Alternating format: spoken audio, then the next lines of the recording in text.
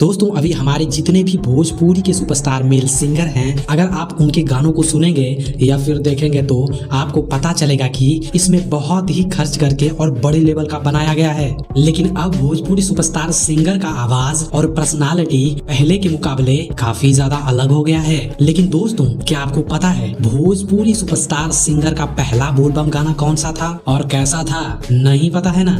इस video में हम आपको बताएंगे भी और दिखाएंगे भी। नंबर 8 अरविंद अकेला कल्लू। आप लोगों को पता ही होगा कि अरविंद अकेला कल्लू ने बचपन से ही गाना गाने का शुरुआत कर दिया था। अरविंद अकेला कल्लू का पहला बोलबम गाना का नाम बाबा धाम था, जिसे कल्लू ने अपने 10 साल के उम्र में गाया था।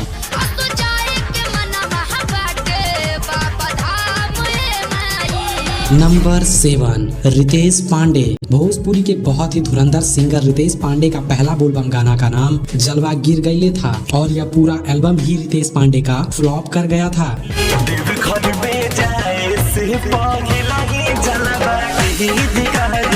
नंबर 6 दिनेश लाल यादव। दिनेश लाल यादव भोजपुरी इंडस्ट्री में अपने गायकी के वजह से ही आए थे। और अगर बात करें दिनेश लाल यादव का पहला बोलबम गाना का, तो दिनेश लाल यादव का पहला बोलबम गाना निरहुआ नाचे बनके कवरिया गाना था और ये गाना 2005 ईस्वी में आया था।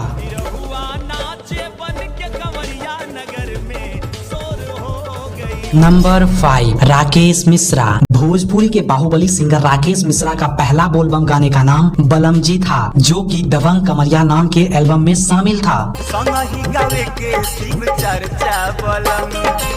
नंबर 4 टुनटुन यादव। अहिरान स्टार टुनटुन यादव के पहला बोलबम गाना का नाम सेल्फी भेजो देवघर से था, जिसे टुनटुन यादव ने आज से 6 साल पहले गाया था।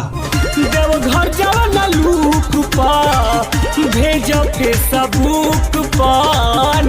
नंबर 3 प्रमोद प्रेमी यादव। अपने देसी अंदाज में गाना गाने वाले प्रमोद प्रेमी यादव का पहला बोलबम गाना जाइब नैहर में ना नाम का गाना था और प्रमोद प्रेमी का पहला बोलबम गाना ही हिट कर गया था। घर में जाइब नैहर में ना। Number 2 Pawan Singh. Power star Pawan Singh का पहला बोलबम गाना सिंगल गाना नहीं था, बल्कि एक पूरा एल्बम ही था, जिस एल्बम का नाम नाचे कमरिया ठुमुक ठुमुक था। इस एक एल्बम में 8 गाने थे और ये पूरा एल्बम ही हिट कर गया था। ऐसे मैंने किस सिंगर का पहला बोलबम गाना हिट किया था, इस पे डिटेल में वीडियो बना दिया है। वीडियो का लिंक डिस्क्रिप्शन में है, आई बटन पर भी है और एंड स्क्रीन में वीडियो पर क्लिक करके देख लीजिएगा। अब सुनते हैं पवन सिंह के पहले बोलबम गाने को।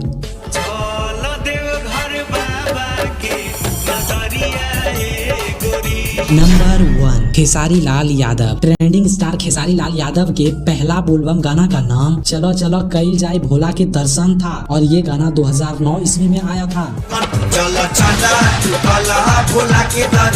दोस्तों अभी के समय में आप सबसे ज्यादा किसका गाना सुनना पसंद करते हैं? हमें कमेंट में जरूर बताएं और आप वीडियो पसंद आया हो तो चैनल को सब्सक्राइब करके वीडियो को एक लाइक भी जरूर कर दे। धन्यवाद।